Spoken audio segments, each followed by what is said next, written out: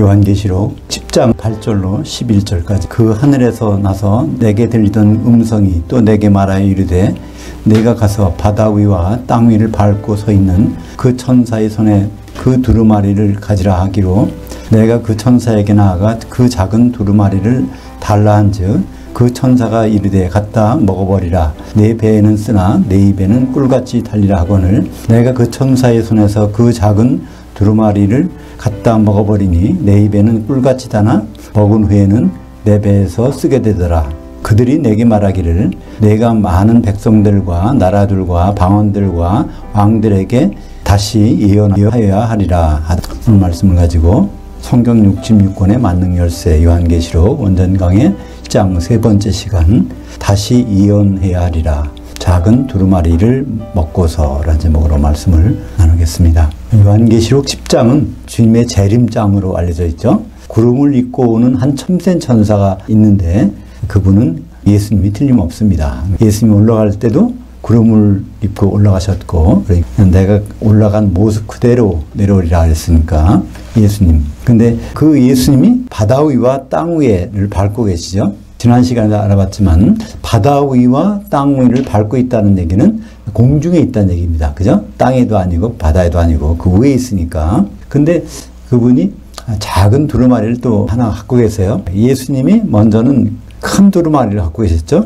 요한계시록 5장에 보면 거기에 예수님 두루마리를 떼시기 합당한 어린 양이 거기신데 그때 두루마리 내용들을 이제 이 시대가 흘러가는 걸 알 수 있습니다. 두루마리를 떼시면서 그러니까 처음에 두루마리가 큰 두루마리가 있는데 이거를 3, 4, 5, 6, 7 때마다 이 속에 있는 그 내용들이 힌트로 나옵니다. 그죠? 첫째인, 둘째인, 셋째인 그것이 주로 초대교회부터 교회 시대에 이어지는 것이 나오는데 넷째인을 뗄 때 거기에 청황색 말이 나와요. 그것이 적그리스도라고 우리가 봤죠. 후 3년 반. 그 일곱째인은 이제 그것이 다시 전체가 떨어지니까 이것이 열리면서 그 속에 있는 내용이 나오기 시작합니다. 그것이 첫째 나, 둘째 나, 셋째 나팔, 넷째 나팔, 그것이 넷째 나팔까지가 이제 그 시대. 그다음에 전 3년 반 요한계시록 8장에 보면은 다섯째 나팔이 전 3년 반, 여섯째 나팔이 후 3년 반, 그리고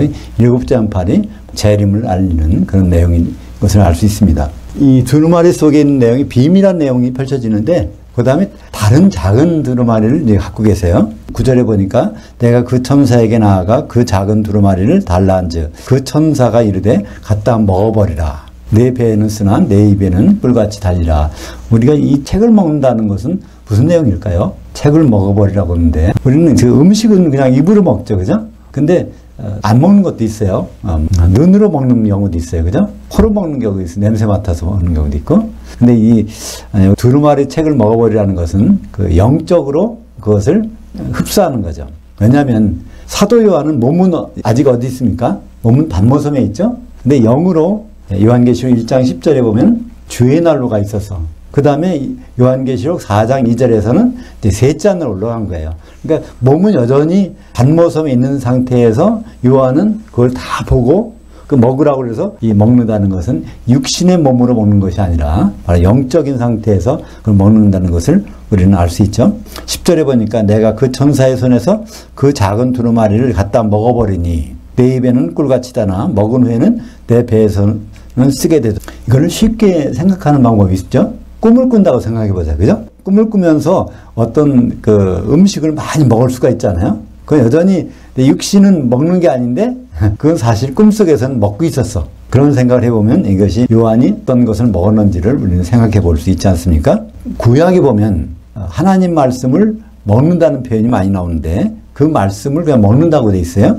예레미야 15장 16절과 17절을 볼까요? 만군의 하나님 여호와여 나는 주의 이름으로 일컬음을 받는 자라. 내가 주의 말씀을 얻어 먹었사오니 주의 말씀은 내게 기쁨과 내 마음에 즐거움이오나 내가 기뻐하는 자의 모임 가운데 있지 아니하며 즐거워하지도 아니하며 주의 손 들려 홀로 앉았사오니 이는 주께서 분노로 내게 채우셨음이니라. 예레미야도 같은 고백을 해요. 먹을 땐 참 기분이 좋았다 이거예요. 근데 먹고 나서는 내가 기분 좋은 일이 없어요. 그죠? 저는 그냥 그 앞에 나타난 현상을 볼 때마다 분노로 가득 찬 그런 것을 고백하고 있습니다. 또 에스겔도 마찬가지죠. 2장 8절에 보면 너 인자야 내게 이르는 말을 듣고 그 배역한 족속같이 배역하지 말고 네 입을 벌리고 내가 네게 주는 것을 먹으라 하기로 내가 보니 한 손이 나를 향하여 퍼지고 보라 그 안에 두루마리 책이 있더라. 그것을 내 앞에서 펼치니 그 안팎에 글이 있는데 그 위에는 애가들과 애곡과 재앙의 말들이 기록되었더라. 그래서 이 두루마리 책을 먹는 것을 구약에서도 볼 수 있습니다. 그래서 3장 1절에도 그 말씀이 나오죠.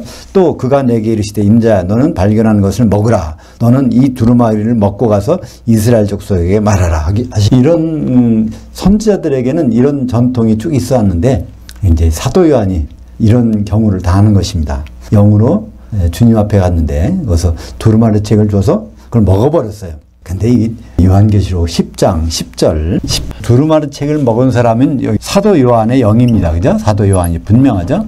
이것을 자기가 먹었다고 주장하는 사람이 있어요. 그 사람이 누구죠? 어떤 단체의 총회장이라는 분인데 그분은 개역 성경책을 먹었다는 거예요.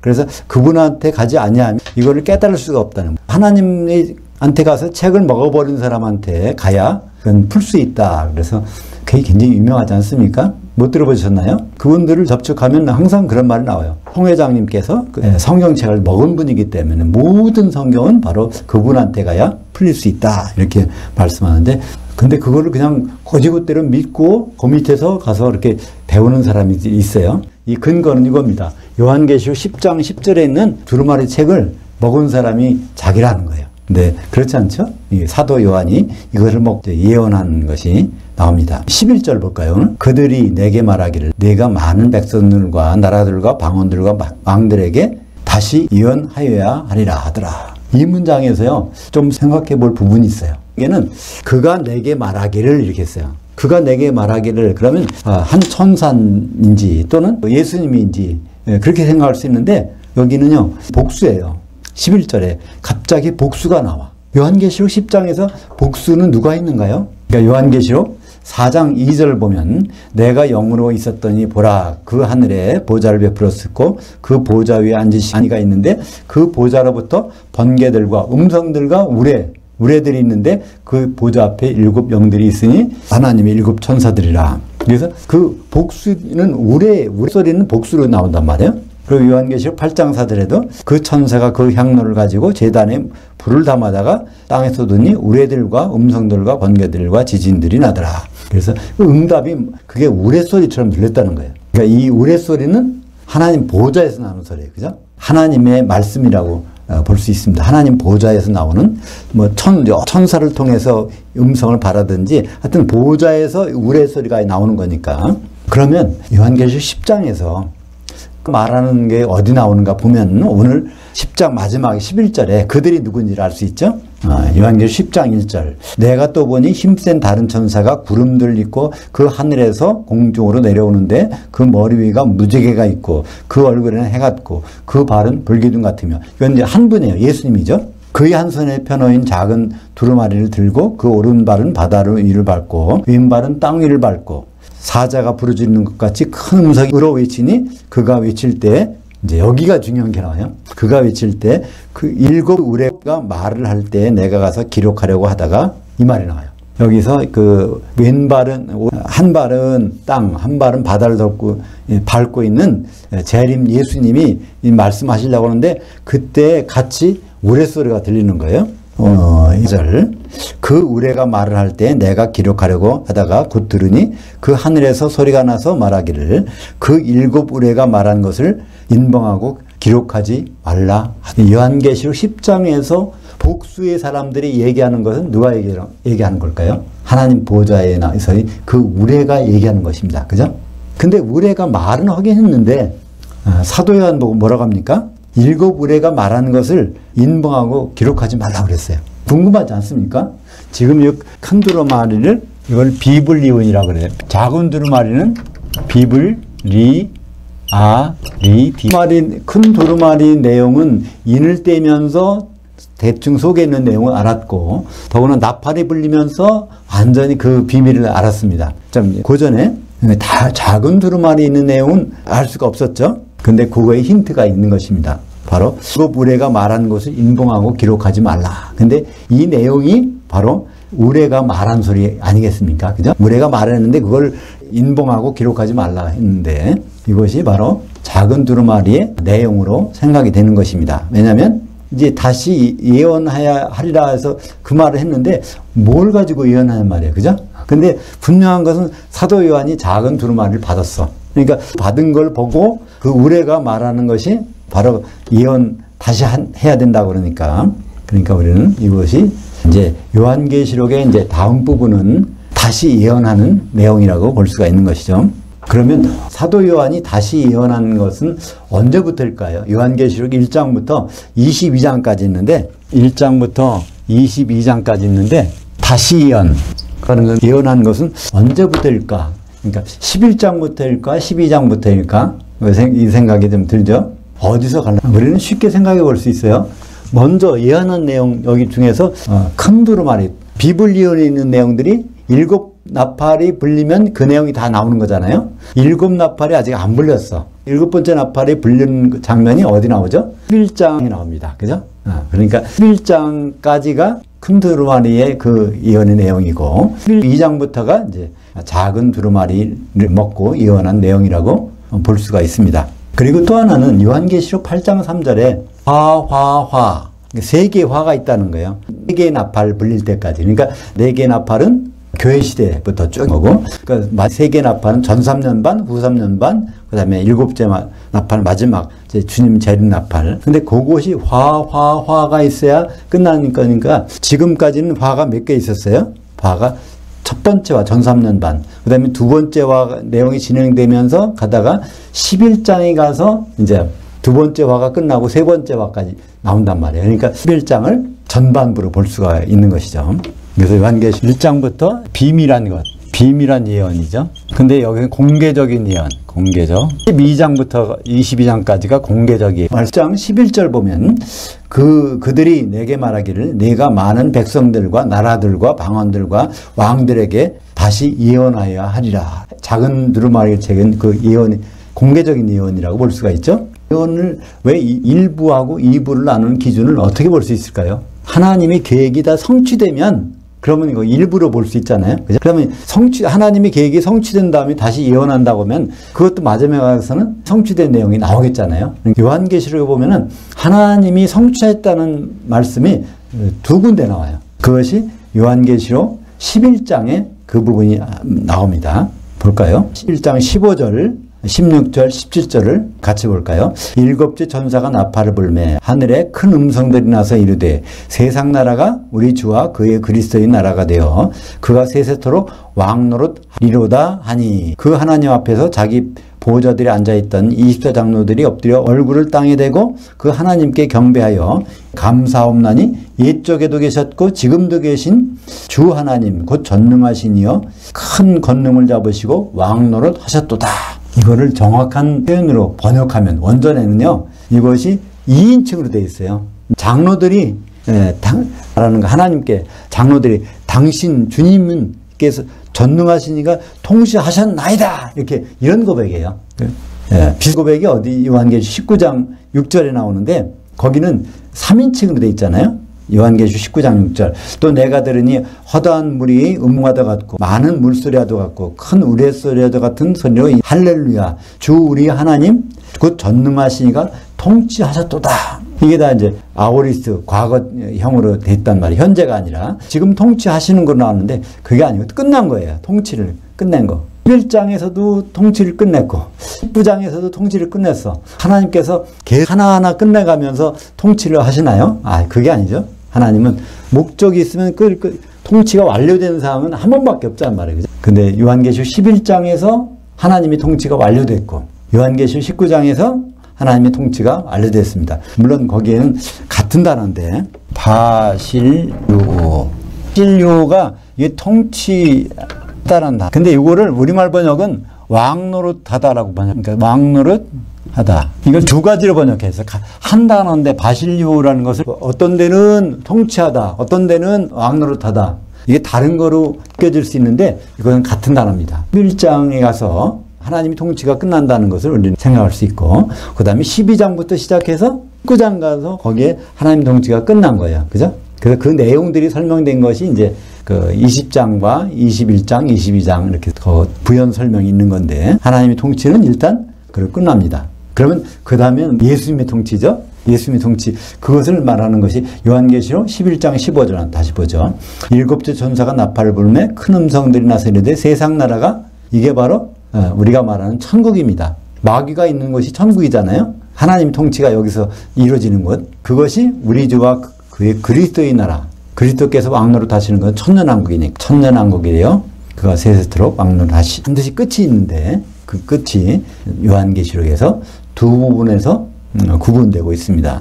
요한계시록 11장 17절에 거기에서 하나님 아버지의 통치가 끝난 게 나오고 요한계시록 19장 6절에서 하나님 아버지의 통치가 끝났는데 근데 11장에서는 누가 그래요? 24장로들이 천사들이 당신 이거 끝내셨습니다. 이렇게 그 앞에서 말하는 거고 19장에서는 흰옷 입은 이긴 자들이 노래를 부르는 거죠. 19장 6절에 보면 허다한 무리가 있는데 이 허다한 무리가 어디 나오는 허다한 무리냐면은 요한계시록 7장 9절에 허다한 무리가 있어요. 환란이 끝난 다음에 7년 환란이 끝난 다음에 거기서 나오는 흰옷을 입은 허다한 무리가 나와. 이게 누굴까요? 이기는 자들이죠. 이기는 자. 그러니까 이기는 자들이 모여있다는 얘기는 심판이 끝났다. 그리스도의 심판이 끝난 거죠.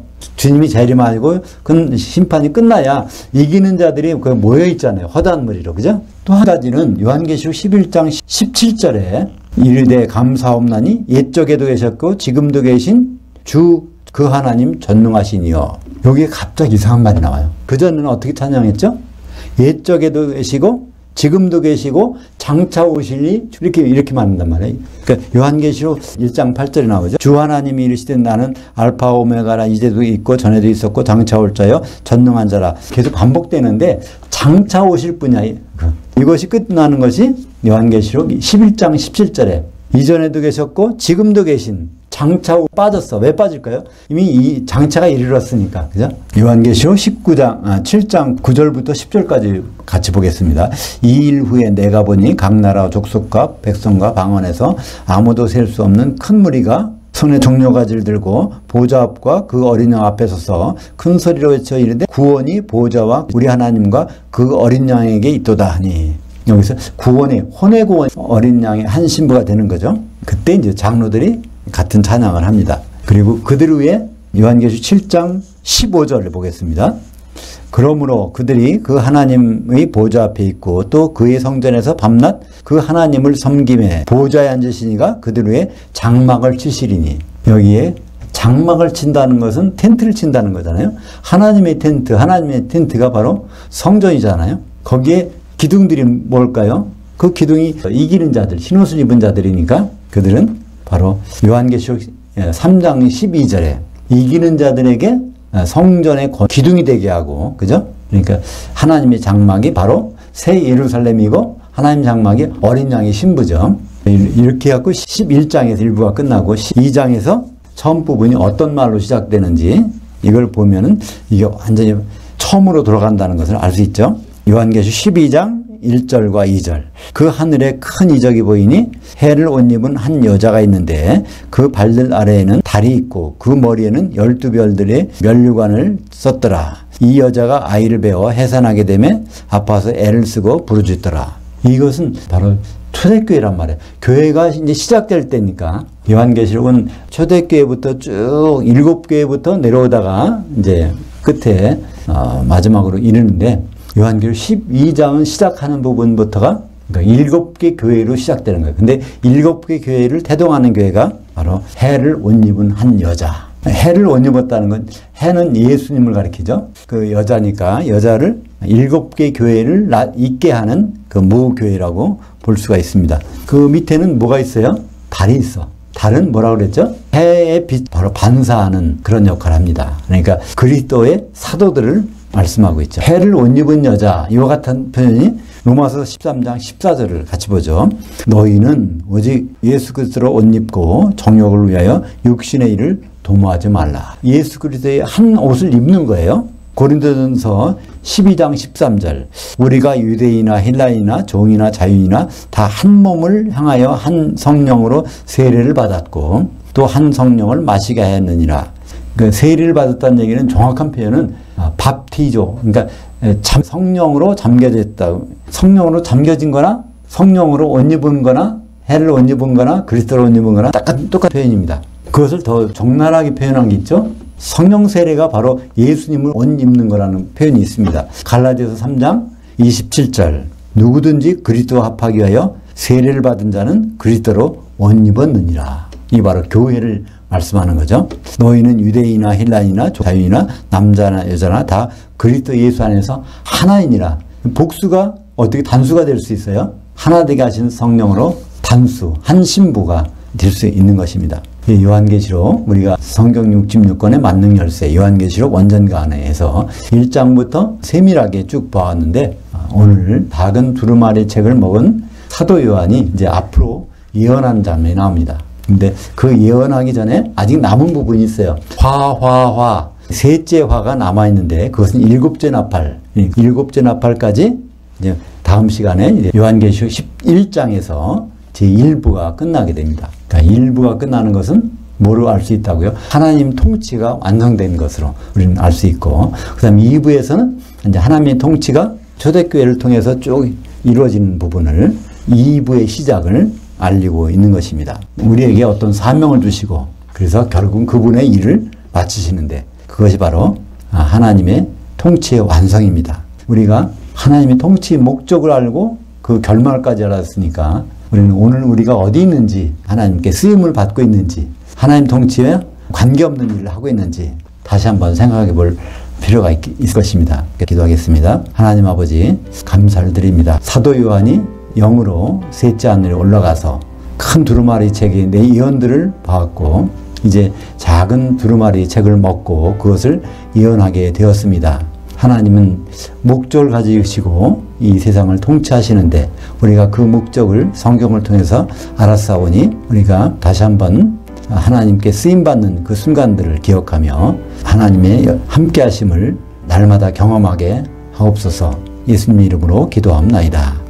하늘들에 계신 우리 아버지여, 아버지의 이름이 거룩히 여김을 받으시오며 아버지의 통치가 임하시오며 아버지의 뜻이 하늘에서 이룬 것 같이 땅에서도 이루어지이다. 오늘날 우리에게 그 떡을 주시옵고 우리가 우리에게 빚진 자들을 사하여 준 것 같이 우리 죄를 사하여 주시옵고 우리를 시험에 들지 말게 하옵시며 다만 악한 자에게서 구하시옵소서. 대개 통치와 권능과 영광이 아버지께 영원히 있사옵나이다.